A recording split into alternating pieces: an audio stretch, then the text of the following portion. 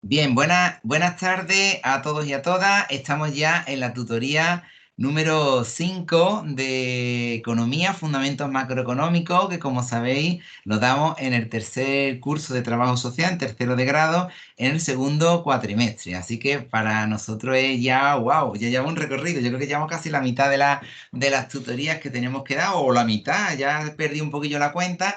Y lo que vamos a hacer es continuar, si os parece, con lo que estábamos planteando el otro día. Recuerdo que estábamos dando el tema del empleo, ¿vale? Entonces voy a situaros un poco en lo último que habíamos estado viendo, un momentito, desempleo e inflación, habíamos estado viendo, os recuerdo, ¿no? Que habíamos estado viendo algunos conceptos, os comparto ya pantalla de los elementos últimos que habíamos estado precisamente viendo. Espero que lo estéis viendo, no tengáis ningún problema en poderlo ver. Vale, sobre este PowerPoint, os recuerdo que os habíamos quedado la semana pasada viendo la tasa natural de desempleo y habíamos visto cómo explicaba el libro, ¿no? Como en esa curva de oferta y demanda, que es esta representación gráfica que tenemos aquí, ¿no? La oferta ya sabéis que va hacia arriba, quien ofrece la fuerza de trabajo es el empleado, ¿no? La persona, el trabajador, ¿no? Ya sabéis que a más se pague por la fuerza, más oferta, más gente se ofrece a trabajar, mientras que la demanda, pues evidentemente a más alto sea el coste del trabajo, pues más recorta el que tiene que pagar, el que demanda, en este caso el trabajo, lo recorta, ¿no? Y veíamos cómo enlazándolo con el concepto de desempleo estructural, un posible salario mínimo marcaba diferencias entre la oferta y la demanda de trabajo, ¿verdad? Ese desempleo estructural, si se os ha olvidado, os recuerdo que es a los salarios vigentes, el desempleo que aparece cuando en un mercado laboral hay más trabajadores buscando empleo que puestos de trabajo disponibles. Desgraciadamente, en nuestras sociedades, ¿vale? Existe un terrible desempleo estructural que no casa la oferta y la demanda de puestos de trabajo, desgraciadamente, ¿vale? Bueno, creo que nos habíamos quedado aquí, ¿vale? A partir de lo que estuvimos viendo el otro día, tenemos que ir viendo algunos otros conceptos. Por ejemplo, el concepto de los salarios de eficiencia. ¿Qué son los salarios de eficiencia? Son salarios más altos que los salarios de equilibrio, ¿vale? El punto de equilibrio es donde casa la oferta y demanda de puestos de trabajo en función de lo que se paga por esos puestos de trabajo, ¿vale? O de lo que se está dispuesto a pagar por ese puesto de trabajo. Un salario de equilibrio están por encima, ¿vale? Y están fijados por quien lo pone, que en este caso es el empresario. Por los empresarios. ¿Para qué? Para lograr mayor productividad de los trabajadores. Es decir, en algunas empresas el salario está un poco por encima en general de ese salario equilibrio, punto equilibrio entre oferta y demanda de empleo y coste de la plaza de trabajo, porque se quiere pagar más, porque se quiere incentivar al trabajador para que sea más productivo. Es evidente que un trabajador mejor pagado, pues evidentemente trabaja más contento y muy probablemente sea más productivo, ¿vale? Se llama salario de eficiencia. También está otro concepto que es el concepto de tasa natural de desempleo. Es la tasa de desempleo resultante de sumar el desempleo friccional y el desempleo estructural. ¡Wow! Ahora los vamos a ver. Recordad que el desempleo friccional, si no recordáis, lo estuvimos viendo también el otro día, lo vuelvo a poner por aquí. El desempleo friccional es aquel que se debe al tiempo, que esto es muy lastimoso, en que los trabajadores tardan en encontrar empleo. Es decir, en épocas de crisis, por ejemplo, esta crisis horrorosa que vivimos de 2008, que lo hemos enlazado con la crisis del COVID, ha generado que personas tarden mucho tiempo, una vez que pierden el trabajo, en volver a conseguir un puesto de trabajo. De hecho, desde que se empezó la crisis de 2008, muchísimas personas, ¿vale? Que todavía, fijaros que ha llovido de 2008, no han conseguido, una vez que lo perdieron ahí, no han conseguido un puesto de trabajo. Eso se llama desempleo friccional. Tiempo que los trabajadores tardan en encontrar empleo, más el desempleo estructural, que hemos dicho que es cuando no casa la oferta y la demanda de empleo, es decir, la gente que está dispuesta a trabajar y los puestos de trabajo que se les ofertan, que es un fracaso social horroroso, se llama empleo estructural. Bien, pues el desempleo o la tasa natural de desempleo es la tasa de desempleo resultante de sumar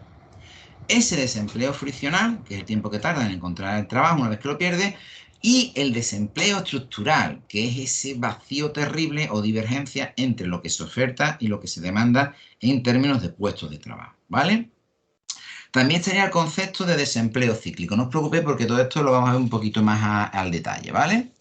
El desempleo cíclico es la diferencia entre la tasa de desempleo observada y la tasa de desempleo natural, que es esta que hemos explicado antes, ¿vale? Cuando se relaciona, ¿vale? O se diferencia, es una recta, ¿vale? La tasa de desempleo observada y la tasa de desempleo natural, podemos obtener lo que se conoce como desempleo cíclico, ¿vale? Que es otra manera de medir desempleo. Como veis, tenemos un montón de parámetros o de tasas que nos permiten estar informados de la evolución del mercado de trabajo, ¿vale? Aquí lo tenéis en ejemplos más claritos y más concretitos, ¿vale? En este caso, el desempleo natural, lo hemos explicado antes, es igual a una suma de desempleo friccional más el desempleo estructural, ¿vale? Desempleo friccional más el desempleo estructural.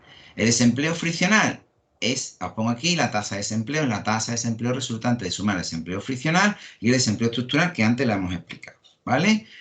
El desempleo natural, una vez que lo obtenemos, podemos obtener otro más, que es el desempleo observado, que sería el desempleo natural más el desempleo cíclico. Para poder tener el desempleo observado, tengo que tener estos dos, desempleo natural más desempleo cíclico. Si nos pusiesen ejercicio, nos pueden poner un ejercicio donde nos pidan el desempleo observado, pero no nos den el desempleo natural. Si nos den, por ejemplo, desempleo cíclico y nos digan, sabiendo que el desempleo friccional es tal y el desempleo estructural es cual, y sabiendo que el desempleo cíclico es este, ¿cuál es el desempleo observado? Pues sí lo podemos hacer, porque con estos dos hallaríamos el desempleo natural y le sumaríamos el desempleo cíclico y finalmente podríamos obtener el desempleo observado. Lo digo porque ya os recomendé al principio que todos los conceptos deberíais de ponerle al lado, o sea, qué significa cada concepto y si hay fórmulas para poderla trabajar o aplicar para los ejercicios, lo pusieseis y además que pusiese algún ejercicio de ejemplo o cualquier elemento de los que tengáis en el libro o en los test o en los cuestionarios que podáis adquirir, ¿vale? Ya os dije que en Calatayud tenéis muchos ejemplos de examen. Es muy importante. ¿Por qué? Pues porque aunque no nos den todos los datos, sabiendo esta regla, es decir, el desempleo observado, necesito desempleo natural y desempleo cíclico para conocerlo, pero imaginaros que no me dan el desempleo natural, sino que me dan el friccional y el desempleo estructural. Con esos dos sí hallo el último dato que me falta, que es el desempleo natural, y por tanto, sumándoselo al cíclico, me daría ese desempleo observado, que es a lo que me hubiesen pedido a lo mejor en un ejercicio. Yo lo pediría desde el pego, ¿vale? Pues para ver cómo cruzáis o cómo correlacionáis esas tasas de desempleo y esos tipos diferentes de comportamiento de datos que están asociados a ese mercado de trabajo, en este caso vinculado al desempleo específicamente, que es de lo que estamos midiendo, ¿vale? Bien, ahí tenéis información para que la valoréis. Repito, concepto al lado, intentad poner sus correspondientes formulitas o maneras de aplicarlas, ¿vale? Y si además podéis hacer ejercicio y demás, pues mucho mejor, porque en el examen el estilo y la manera en que se hace no es tanto de que deis una definición, que también pueden poner preguntas de ese tipo, como realmente poneros algún tipo de ejercicio donde tengáis que resolver, ¿vale? Entonces, sabiendo la fórmula y el concepto, lo normal es que no tengáis ningún tipo de problema, ¿vale? Bien, esto es la tasa natural de desempleo. Esa tasa natural de desempleo en general tiene variaciones, ¿vale? Cambia, tiene comportamientos distintos. ¿En base a qué? Pues básicamente por cambio, por dos características. Cambio en las características de los trabajadores, que esos trabajadores evidentemente es un mercado de trabajo, ¿vale? Esas características pueden modificarse por temas de formación, educación, disponibilidad, flexibilidad, un montón de características que pueden generar cambios, evidentemente, en el comportamiento de la tasa natural de desempleo, o también cambios en las instituciones del mercado de trabajo, que serían quienes trabajan con ese mercado de trabajo, ¿vale? Porque hay incentivos, porque no los haya, porque la empresa esté dispuesta a contratar, porque demande más, porque demande menos, es decir, todos esos elementos que son cambios que se están produciendo en los diferentes sectores o secciones o elementos vinculados al comportamiento de la tasa natural de desempleo pueden generar variaciones, ¿vale? En cómo se hace esa tasa natural de desempleo, ¿vale? Bien.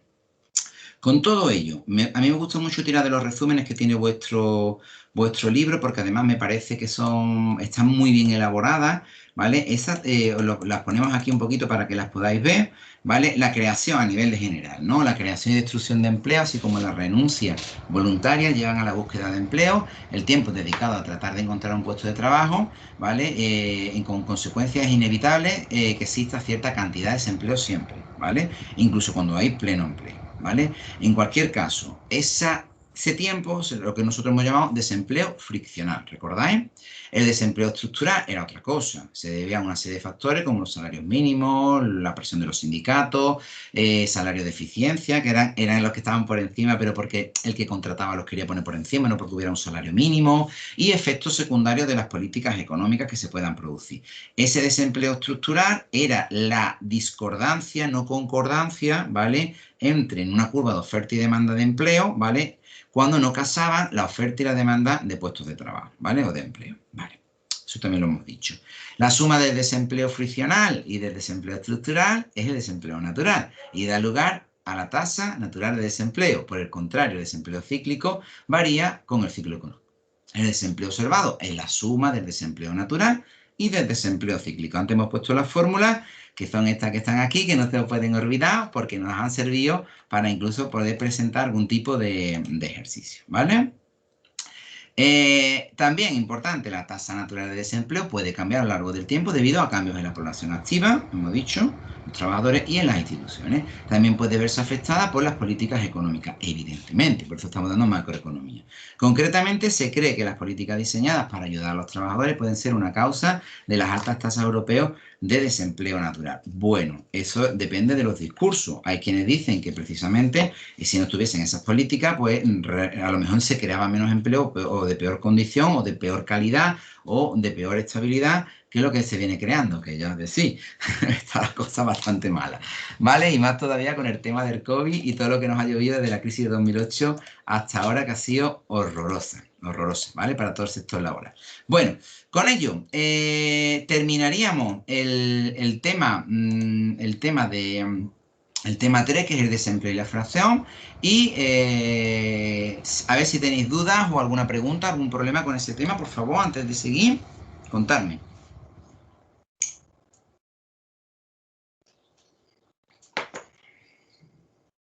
¿No hay duda? ¿Nada? Vale, pues si no seguimos, todo bien, gracias por responderme. Entonces, vamos a seguir entonces, si os parece, y vamos a plantear ya lo que sería el siguiente tema, que es el tema 4. El tema 4, wow, es un pedazo de tema que trabajaremos. Un momentito, voy a cerrar para que no tengamos problemas. Un segundo. Cerramos aquí y vamos a intentar, efectivamente, esto va fuera, aquí está. Vale. Bien, vamos a empezar, espero que lo veáis bien. Hay veces que falla la emisión, pero yo creo que en general no deberíamos de dar, o no se deberían de dar problemas. Espero. Vale, bueno, vamos a empezar tema nuevo. Un tema potente, porque además de aquí siempre caen un montón de ejercicios para el examen, por lo interesante que es desde el punto de vista macroeconómico y además porque da mucho cuartelillo para poder hacer ejercicios, operaciones y demás con temas muy, muy recurrentes que además ya conocéis porque habéis dado la asignatura del primer cuatrimestre, que es sobre el tema de, habéis dado en microeconomía, habéis dado mucho sobre ley de oferta y demanda, ¿verdad? Sobre curvas de oferta, curvas de demanda. Bueno, pues aquí vamos a trabajar con similares elementos, pero aquí no llamamos demanda o no lo llamamos oferta, aquí lo llamamos demanda agregada u oferta agregada. ¿Por qué? Porque es el sumatorio, el compendio total de una demanda, ¿vale? De un mercado, ¿vale? O de una oferta, de un total, agregada, sumatoria, ¿vale? Una gran oferta y por tanto cambia de nombre, ¿vale? Entonces se llaman aquí demanda agregada y oferta agregada, ¿vale? Bueno, vamos a ir avanzando a poquito a poco. Vamos a ir poquito a poco y vamos a ir viendo las diferentes cuestiones que podamos trabajar. Bueno, demanda agregada. Como ya sabéis, se trabaja con lo que llaman curva, pero que no son curvas, que en verdad la mayoría de las veces son rectas, ¿verdad? Bueno, curva. La curva de demanda agregada muestra la relación entre el nivel de precio, aquí siempre es el nivel de precio, en este caso agregado, también es el nivel de precio agregado, si os dais cuenta es el sumatorio de los precios, puede estar representado por diferentes indicadores, por ejemplo el IPC o el que sea, ¿vale? Los precios en cualquier sitio, va siempre en la parte que cae en vertical, ¿vale? Entonces, la curva de demanda agregada muestra la relación entre el nivel de precios agregados y la cantidad de producción, que normalmente va en la línea de abajo, ¿vale? Agregada. Pues normalmente suele ser el PIB, ¿vale? Producto Interior Bruto, que es producción, ¿vale?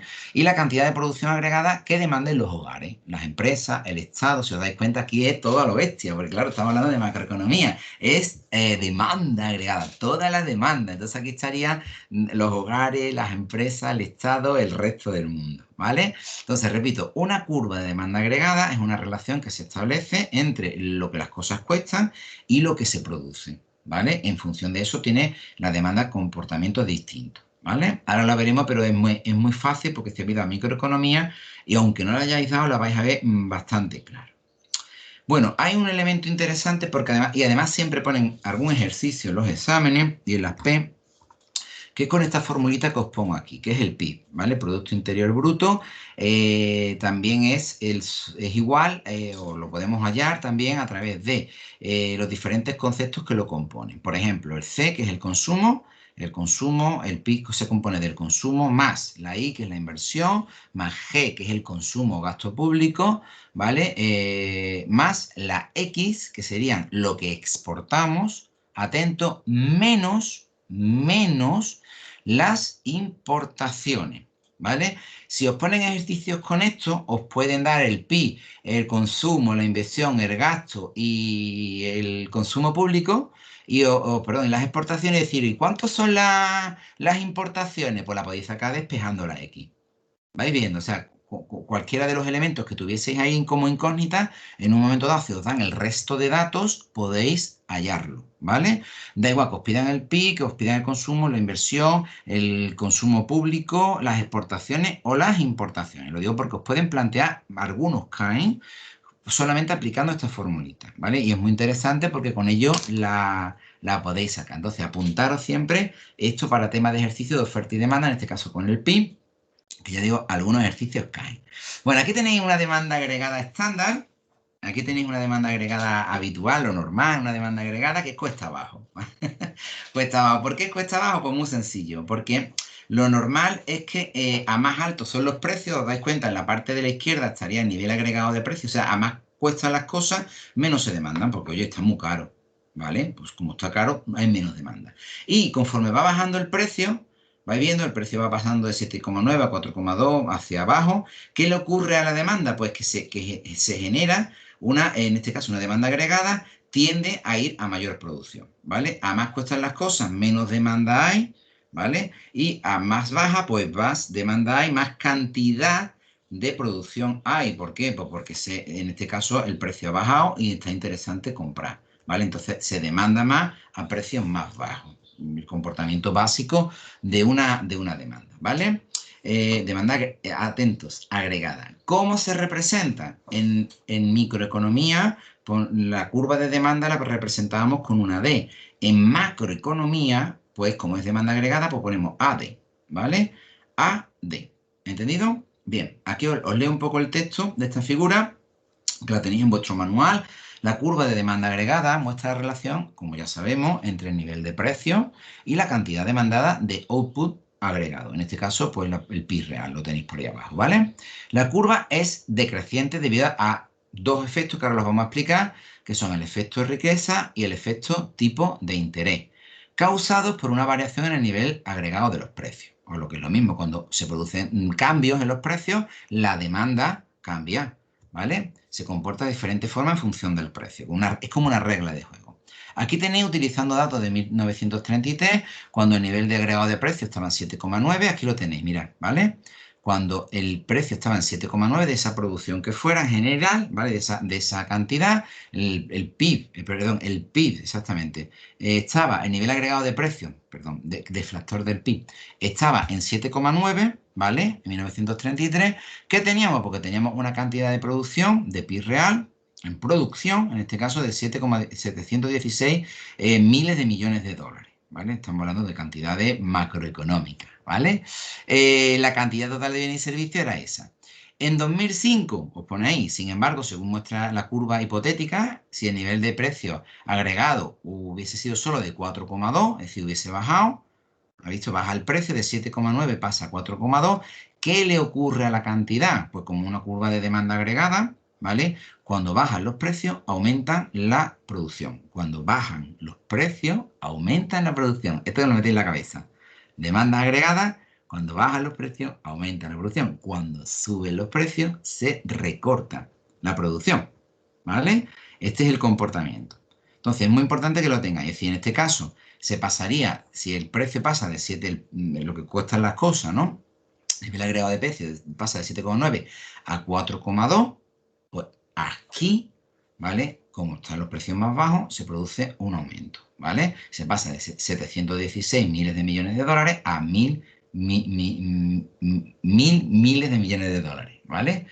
Entendido que sería para los americanos un billón, ¿vale? El billón americano no es el billón europeo, el billón español. El billón español es 1 millón de millones. Aquí el billón para los americanos es 1.000 millones, ¿vale?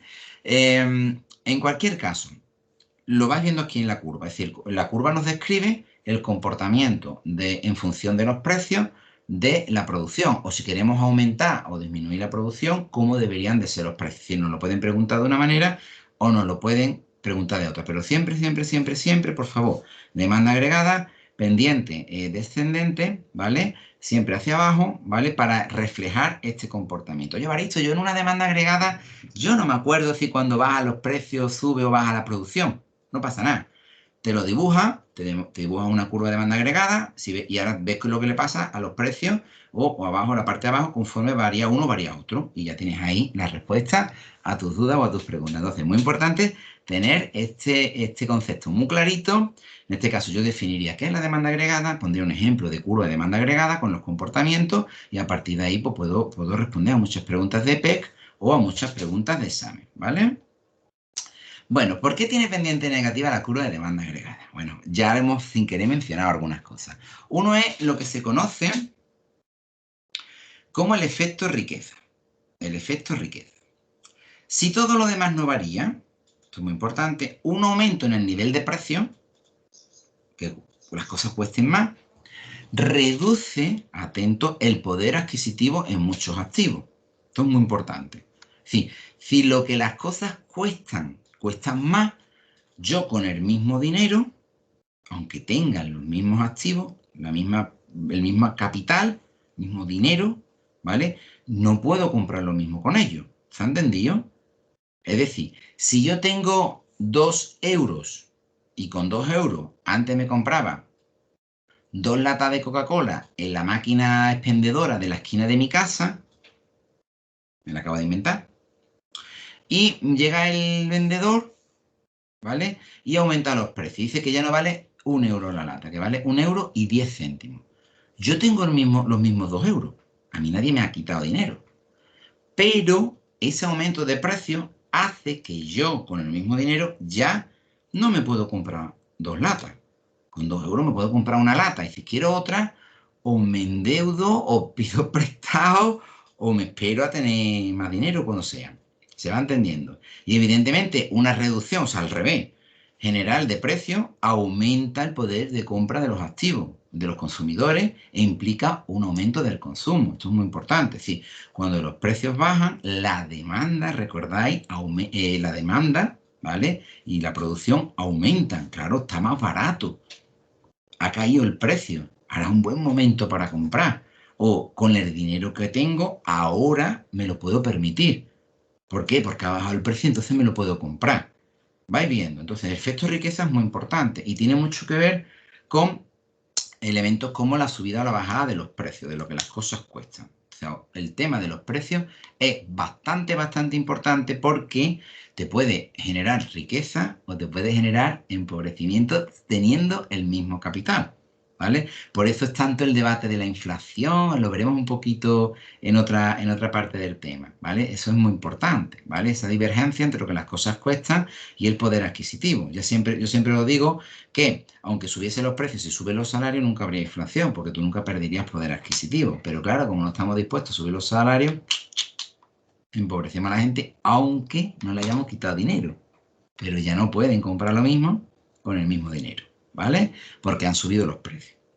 Estos son elementos muy importantes. Entonces, la demanda agregada tiene curva negativa por el efecto riqueza, que es esto que estamos explicando, ¿vale? Cuando aumentan los precios, con el mismo capital, yo no puedo comprar, ¿vale? Eso contrae, ¿vale? Y puede hacer que se reduzca la demanda, vais viendo, y la producción, ¿vale? Cuando los precios bajan, se produce el efecto contrario.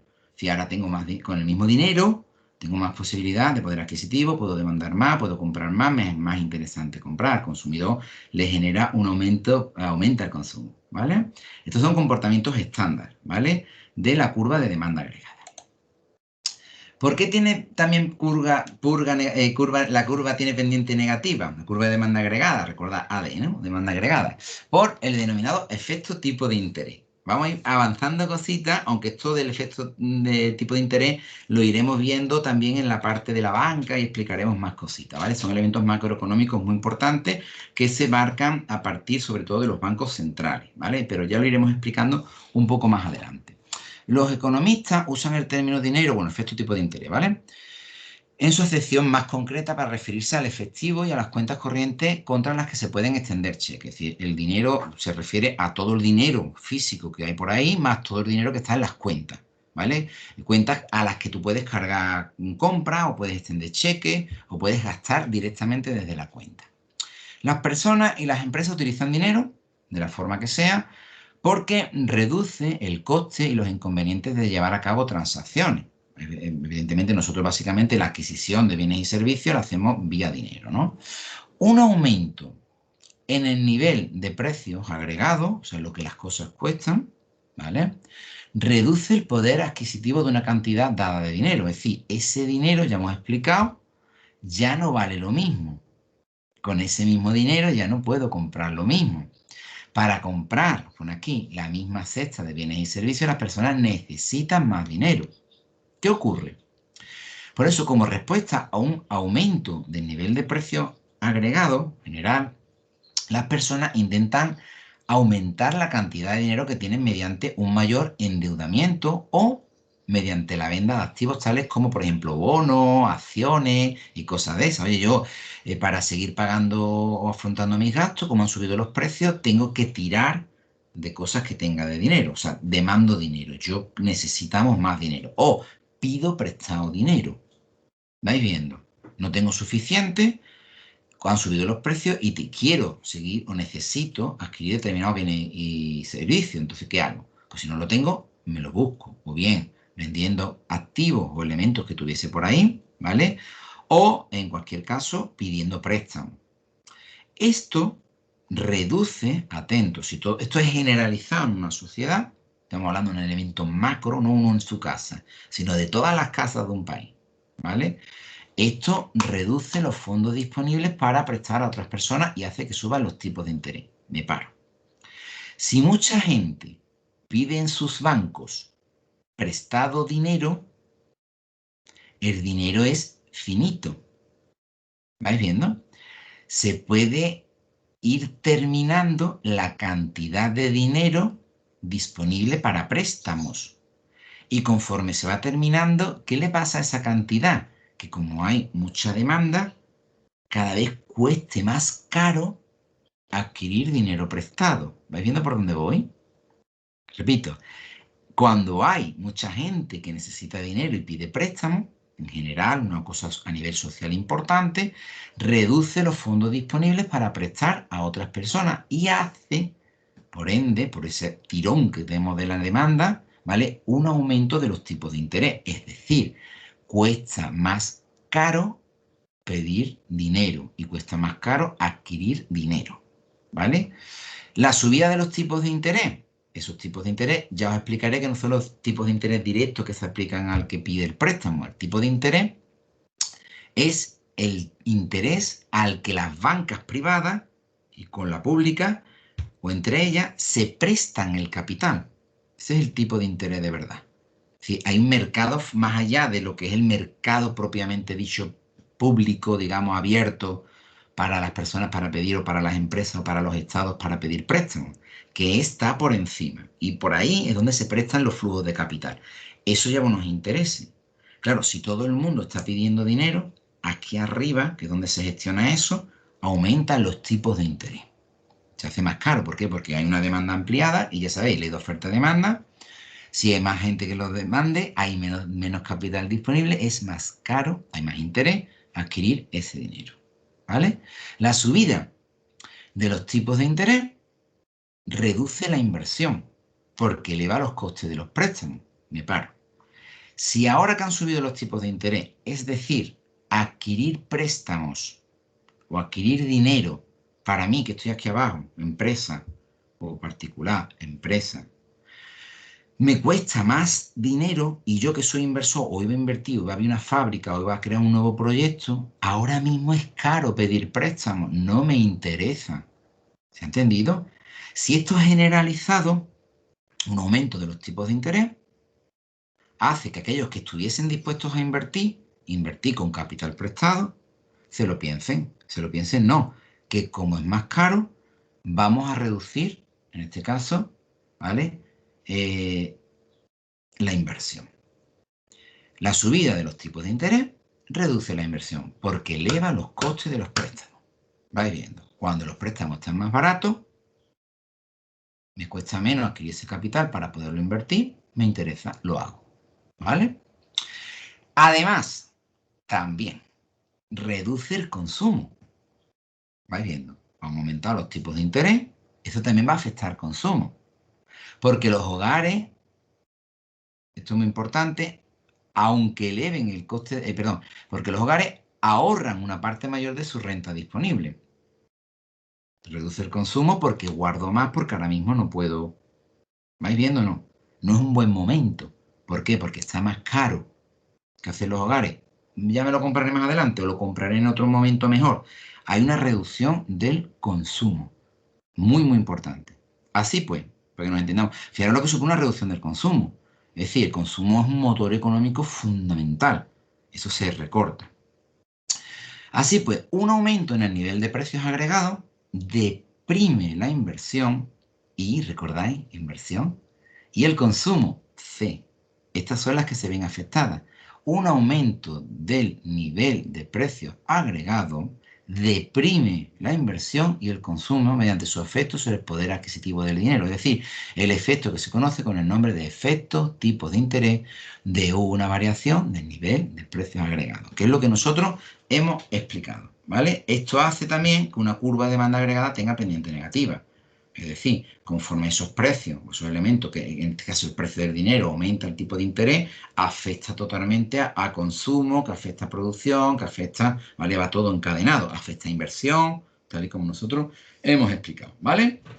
Lo digo porque estas cositas, revisarlas, he cogido el fragmento tal cual, que creo que es donde lo explica bastante bien en vuestro manual, y sobre ese hemos ido frase por frase intentándola explicar, ¿vale? Para que no tengáis ninguna duda, ¿vale?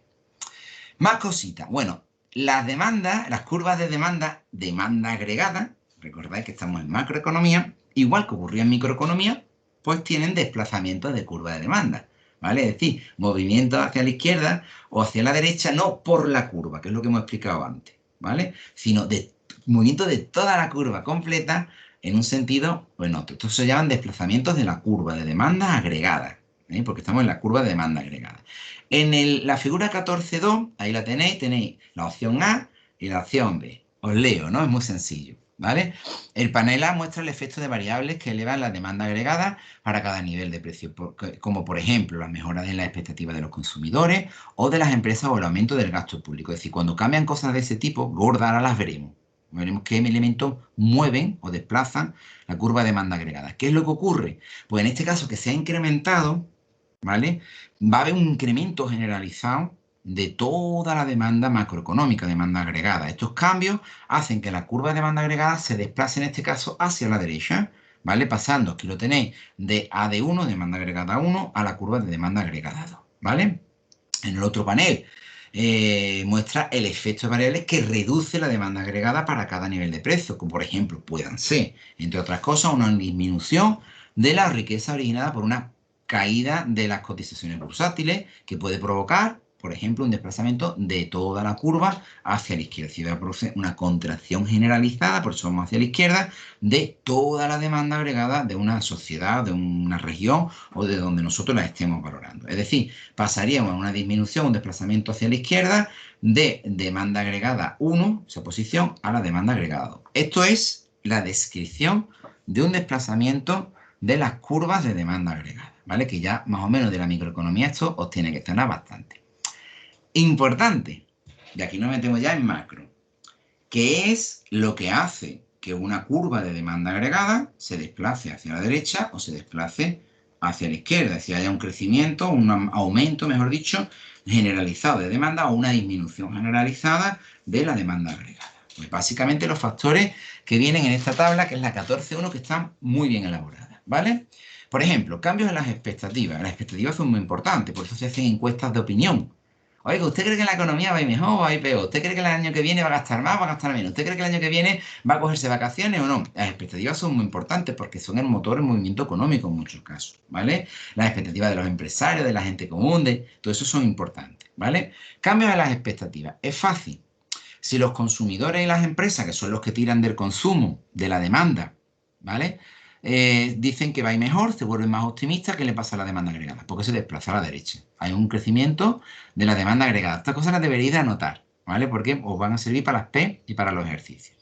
Si los consumidores, en términos de expectativa, dicen que va a ser un tiempo peor, va a estar la cosa más mala, ¿vale? Si son pesimistas o más pesimistas, se va a producir un decrecimiento de la demanda agregada, un desplazamiento de la curva de demanda agregada hacia la izquierda, una contracción, ¿vale? Esos son elementos importantes. ¿Qué más cosas tenemos? Pues tenemos los cambios en la riqueza. Es evidente, ¿no? Si el valor real de los activos de los hogares sube, o sea, lo rico que es la gente, la cantidad de money que tiene de posibilidades, ¿vale? Pues crece la demanda agregada. Pero si los activos de los hogares, de la gente, es menos, la gente es más pobre, tienen menos, pues evidentemente va a haber una contracción, un decrecimiento de la curva de demanda agregada, ¿vale? Se va a desplazar hacia la izquierda. Como eso es muy sencillo. Expectativa, riqueza. Tercero, cantidad de capital físico existente o dinero en circulación, ¿vale? La cantidad de capital físico existente es relativamente pequeña. Cuando es relativamente pequeña, crece la demanda agregada, ¿vale? ¿Por qué? Pues porque como hay poco, buscamos más, en este caso de capital. Pero si la cantidad de capital físico existente es relativamente grande, ¿vale? Pues no hay que demandarlo porque hay mucho flujo de capital, ¿vale? Estamos hablando ahora del capital, ¿vale? Política fiscal, otro elemento interesante. Fijaros, en la política fiscal, si el gobierno aumenta el gasto o baja, esto es macroeconomía, ¿eh? Si el gobierno aumenta los gastos, es decir, estimula, ¿vale? Su gasto, ¿vale? Y o baja los impuestos, es decir, retiene menos dinero a quienes pueden consumir, la demanda agregada va a crecer, ¿vale? Si aumenta el gasto es porque el propio Estado tira de la demanda, ¿vale? Porque hace gasto público, ¿vale? O si baja los impuestos, deja más dinero, más capital en manos de quienes tienen dinero para poderlo gastar. Por tanto, la demanda se intuye que esa demanda agregada vaya a aumentar. Aquí entrarían muchos teóricos que te dirían que sí o que no. Lo que sí está claro que no es lo mismo la bajada de impuestos que el aumento del gasto, ¿vale? Ni de lejos. ¿Qué es más neoliberal? Baja los impuestos. ¿Qué es más pro estado de bienestar? Aumentar el gasto social. Keynes. ¿Vais viendo? Esto también es ideología. Es decir, de las dos maneras se consigue el mismo resultado, pero no es ni con la misma cantidad ni con la misma rapidez, ¿vale? El gasto público estimulado consigue mucho más efecto y mejor, ¿vale? Y en más cantidad que una bajada de impuestos, ¿vale? Recordad que la bajada de impuestos solamente beneficia a determinados grupos sociales o clases sociales que además ya están consumiendo porque son clases sociales altas, ¿vale? Por otro lado, si el gobierno reduce el gasto, es decir, deja de tirar de gasto público, por ejemplo, que haga políticas de austeridad, o sube los impuestos, ¿vale? En cualquiera de las dos se contrae la demanda agregada. Si reduce el gasto porque el motor económico que generaba el Estado lo está contrayendo, deja de demandar, ¿vale? Y si aumenta los impuestos es porque desestimula a aquellos que tenían dinero porque se supone que con los impuestos tendrían menos. Esto ya digo, hay muchos teóricos que todo esto que yo estoy contando o cuenta el libro lo matizarían muchísimo, ¿vale? Pero en principio es así, ¿vale? Al haber más impuestos te queda menos dinero para poder gastar, por tanto se supone que habría una contracción de la demanda agregada. Técnicamente no es así, ¿vale? Pero bueno, es lo que dice el libro. Pero es política fiscal, ¿vale? ¿Cuál sería más neoliberal? Pues evidentemente reducir el gasto social. ¿Cuál sería más keynesiana? Subir los impuestos. ¿Vale? Que es recaudación fiscal, que es muy importante, ¿vale? Por eso los estados de bienestar nórdicos tienen impuestos elevados y gastos públicos elevados, ¿vale? Si nos vamos con los norteamericanos, nos vamos a otro ejemplo, impuestos muy bajos, ¿vale? Y gastos sociales muy, muy poco estimulados, gasto público poco estimulado, ¿vale? Política monetaria, igual. En la política monetaria, si el Banco Central, que es el que tiene el criterio, ¿vale? O la potestad, luego esto también lo matizaremos, aumenta la cantidad de dinero disponible para los bancos para que puedan hacer préstamos y prestar dinero, y por tanto, si hay mucho dinero para poder prestar, cae el coste del dinero en los préstamos, pues se entiende que eso estimularía la demanda agregada. Oh, qué bajo está, qué poco interés tienen los préstamos para comprarme el coche, para comprarme la moto, para comprarme un móvil. ¡Oh, qué guay! Pues entonces eso estimula la demanda. Pero si el Banco Central, política monetaria, reduce la cantidad de dinero disponible para los bancos para hacer préstamos, ¿qué ocurre? Que es más caro adquirir dinero a esas bancas que además trasladan eso caro también en intereses o en costes que luego hacen que no sea nada interesante pedir un préstamo. Madre mía, ¿qué de interés tiene este préstamo? Yo en esto no me voy a meter porque voy a pagarle más al banco que lo que cuesta. Vais viendo, entonces eso contraería la demanda agregada. Bueno, como veis, tenemos un montón de parámetros en sentido A o B, es decir, para desplazamiento de la curva de demanda agregada hacia la derecha o hacia la izquierda. En cualquier caso, son cambios en las expectativas, cambios en la riqueza, cantidad de capital físico existente, evidentemente, política fiscal, perdón, y la política monetaria. Todos estos son elementos macroeconómicos que nos ayudan a entender mucho esos desplazamientos de la curva de la demanda agregada, ¿vale? Bueno, con ello, si os parece, lo vamos a dejar aquí porque el próximo día vamos a empezar. Hemos terminado un tema, vamos a empezar otro.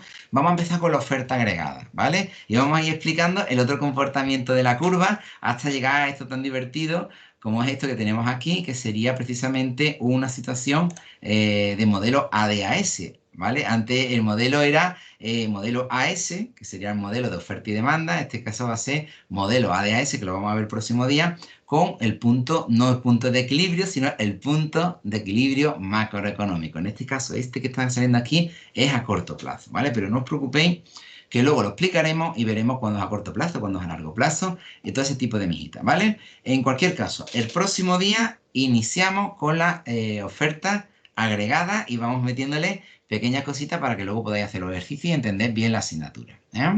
Bueno, dudas o preguntas que tengáis, que nos quedan un par de minutos, que vosotros queráis hacer sobre los contenidos que hemos visto hoy.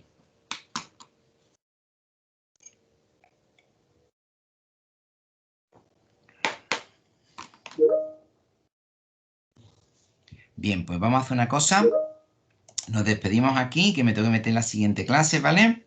Y os mando un saludo, que paséis muy buena semana, cuidaros y pasadlo bien, sed buenos y avanzad todo lo que podáis en la asignatura y sobre todo hacer ejercicio. Recordad, intentad hacer ejercicio, ¿vale? Un saludo, adiós, adiós, me despido.